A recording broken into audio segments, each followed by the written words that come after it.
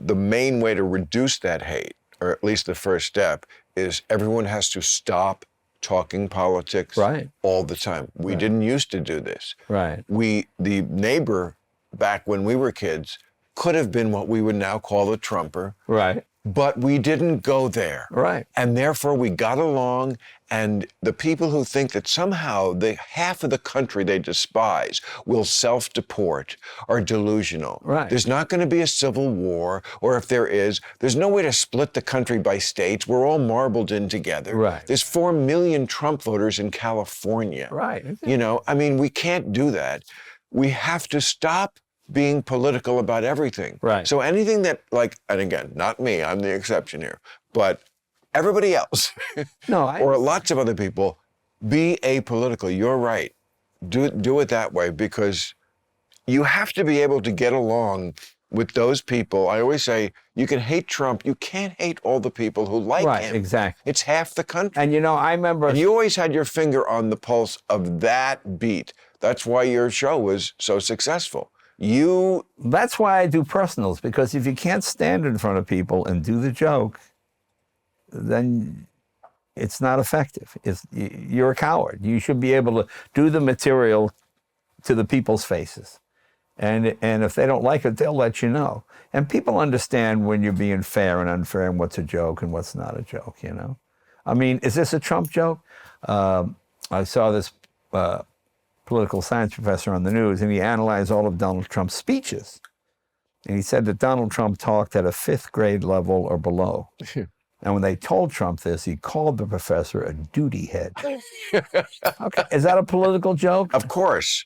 Yeah, but of course, because but if you follow it with a Biden joke, then then it's okay, you know. Well, I mean, that's a political joke for this exact reason, because every single person who hears it will like it or not like it based on how they feel about Donald Trump. Exactly. His fans will hate it.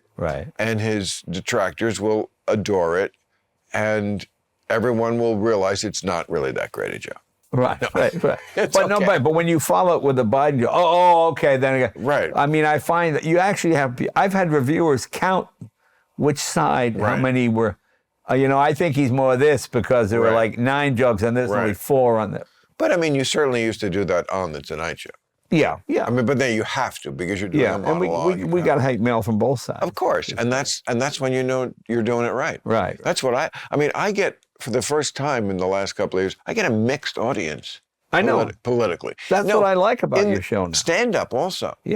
Like where 40% will be sort of conservative, and I'll do a Trump joke and I can, but then they'll still laugh. They're not crazy, all of them. They know he's a preposterous figure. Exactly. And now he's really looks like he could be going down. I mean, I really was pessimistic about him coming back and winning in 2024. This January 6th hearing, I got to give it to these people, and some of the stuff that's going to come out. I do think I think it's taking him to a degree where they're just going to go. Plus, the country has other problems. They're not concerned about the last election. Exactly. And they see that this guy is, as I always said, everything comes back to the narcissism. That's right. When you're a narcissist, nothing is seen through any other lens. Well, the whole thing is, I lost the election. That can't be right because I'm a stable genius. Just the fact that he said he wanted the metal detectors removed because anybody with a gun is not coming after him. He's the president. Go, I know. Well, in that crowd, kind of. In that crowd, he was kind of right about that. I mean, and, you know, he always said, we have the tough people. Meaning the military, the police. And that's very scary when a civilian leader is talking about, like, I don't want to push you too far, but I want you to know we have the tough people with us. In other words, the people with the guns. I mean, we're so close to Banana Republic and military. We're close, but we're not there. You know, you got Mark Neely and these guys. Who? A Joint Chief of Staff, you know, military. General. Oh, Milley, yeah. Milley. Yeah. Yes. Had dinner with him, too, actually. Come on. I had dinner with him in Washington.